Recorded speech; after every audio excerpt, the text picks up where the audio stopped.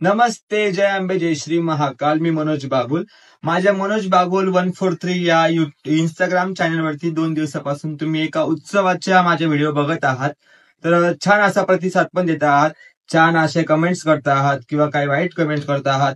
तर तुम्हाला असा विचार पडला असेल की मी मेहंदी का लावली होती, हातात बांगड्या का भरल्या होत्या, किंवा मी हळद का लावली होती, किंवा मी साडी का घातली होती.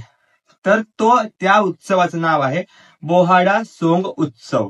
तर हा उत्सव नाशिक, कोकण किनारपट्टीला आणि आपलं नंदुरबार, धुळे, खानदेश या परिसरात हा उत्सव केला जातो.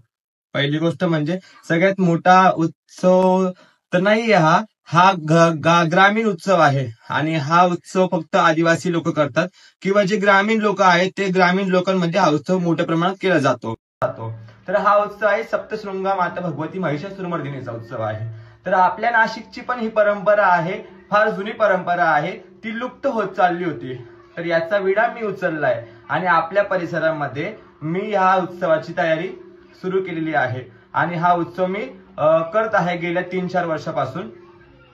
तर तुम्ही सगळ्यात मोठी गोष्ट की लोक मला बोलतात की तुमचं लग्न झालंय का. तर मग लग्न झालं तुम्ही बांगड्या का भरतात, आणि तुम्ही मग हळद का लावली, मग तुम्ही पायावर स्वस्तिक का काढलं. तर त्यांना एकच सांगू इच्छितो, या उत्सवामध्ये देवदेवतांचे विविध प्रकारचे म्हणजे देवदेवतांचे विविध प्रकारामध्ये अवतार घेतले जातात. यात व्रत वैकल्य असतं, अनुष्ठान असतात, 9 दिवसांचे अनुष्ठान असतात. तर त्यामध्ये फक्त सप्तशृंग आई साहेब किंवा महिषासुर महाराज हेच नाही राहत. तर याच्यामध्ये सगळ्यात पहिले हा उत्सवामध्ये सगळ्यात आधी श्री गणेश भगवान, नंतर शारदा माता, त्यानंतर राम लक्ष्मण, रावण, त्यानंतर मारुतीराय, त्यानंतर आपले हेडंबा म्हणजे सुरपणखा देवी, त्यानंतर रात्री 3 वाजता वेताळ महाराज, खंडोबा, भैरवनाथ, आणि त्याच प्रकारे नरसिंहा भगवान, अशी विविध ज्याप्रमाणे कोकणामध्ये जसे दशावतारी सोंगा असतात, दशावतार यात्रा उत्सव असतो, त्याचप्रमाणे आपल्या इथं बोहाडा सोंग ही परंपरा आहे. आणि त्याचप्रमाणे आपल्या इथं बोहाडा सोंग ही परंपरा आहे. आणि हे काय आजकाल केलेलं गेलेलं नाही, ही फार जुनी 350 वर्ष जुनी परंपरा आहे. पूर्वीच्या काही लोकांमध्ये काय राहायचं की म्हणजे नाही का की देव कसा दिसतो हे लोकांना माहिती नव्हतं. पहिले काय टीव्ही नव्हती, तर देव कसा दिसतो तर लोक मोठे मोठे विद्वान लोक कथा सांगायचे. तर देव दिसतो कसा, तर त्या देव दिसण्यामागची संकल्पना की देवाचं असं स्वरूप होतं की आई साहेबांचं स्वरूप सांगितलं. चला उदाहरणार्थ आपण आई साहेबांचं स्वरूप धरूयात, सप्तशृंग आई साहेबांचं. कसं सप्तशृंग आई साहेब कशा होत्या, तर एका उल्लेखामध्ये असं सांगितलं आहे की होती 2च भुजाची, ती अंबिका नावाची, घेता रणांगणी धावत झाली 18 भुजाची. सगळ्यात पहिले आई साहेब 2च भुजाच्या होत्या, म्हणजे 2च हात होते आई साहेबांना. त्या 2 हातांनी आई साहेबांनी युद्ध केलं. आणि नंतर महिषासुराला रूप दाखवण्यासाठी आई साहेब दशाअष्टभुजा महालक्ष्मीचं स्वरूप धारण केलं. म्हणजेच 18 भुजाची मूर्तिमंत जगदंबा तिथं प्रकट झाली. तर मी साडी नेसण्यामागचं कारण हे आहे, मी बांगड्या भरण्यामागचं हे कारण आहे, मी मेहंदी काढण्यामागचं हे कारण आहे की या आमच्या परिसरामध्ये हा जो बोहाड सोंग यात्रा उत्सव भरतो, त्या बोहाड सोंग यात्रा उत्सवामध्ये सप्तशृंगा म्हणजे आदिमाया पराशक्तीचं स्वरूपच स्वतः मी घेत असतो. आणि आदिमाया स्वरूप भगवतीचं स्वरूप घेण्यामागतं, भगवती तर काय अशी नव्हती, भगवतीचं स्वरूप घ्यायचं म्हणजे भगवतीसारखंच व्हावं लागेल. तर त्यामुळे मी आई साहेबांसारख्या बांगड्या भरतो, हातावरती मेहंदी काढतो.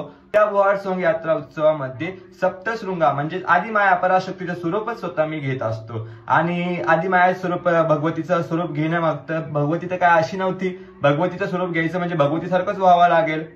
तर त्यामुळे मी आई साहेबांसारख्या बांगड्या भरतो, हातावरती मेहंदी काढतो आणि हळद लावून, म्हणजे हळद हा असा एक वैशिष्ट्याचा हे गुण आहे की आई साहेबांना हळद खूप प्रिय आहे. आणि हळद लावल्यावरती व्रतवैकल्यामध्ये आदिमाया पराशक्ती या अनुष्ठानात फलीभूत होते आणि एक अंश भगवतीचा शरीरामध्ये येत असतो.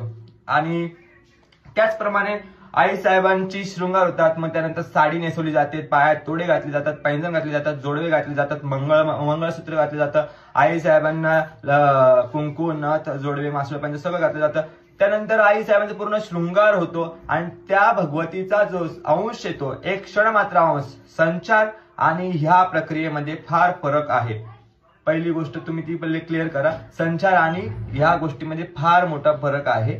आणि भगवतीचा एक अंश येतो. आणि त्यानंतर तसंच मी जशी महिषासुरमर्दिनी बनतो, जसं आईसाहेबांचं स्वरूप धारण करतो, तसाच एक दुसरा पुरुष महिषासुराचं स्वरूप धारण करत असतो. यात एकच नाही असतं सोंग, यामध्ये भरपूर सोंग असतात. म्हणजे भरपूर देवदेवतांच्या इथे प्रथा चाललेल्या जुने लोकांचे प्रमाण आहेत.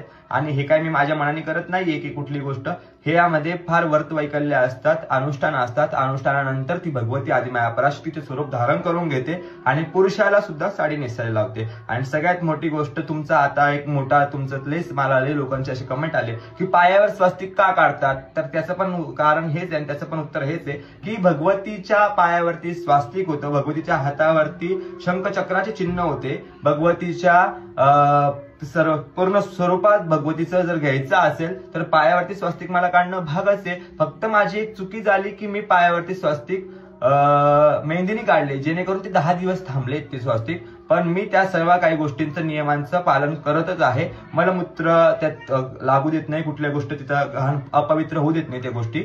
मग त्यामुळे तुम्ही समजून घ्या की ही हसण्यासारखी गोष्ट नाहीये आणि हे काही खेळ नाहीये. हा देवाचा मोठा आणि खूप जुनी परंपरा आहे. 350-400 वर्षाच्या पहिलीची परंपरा आहे. मी तर काही सांगू शकत नाही, जुन्या लोकांनी सांगितलं ते मी करतोय.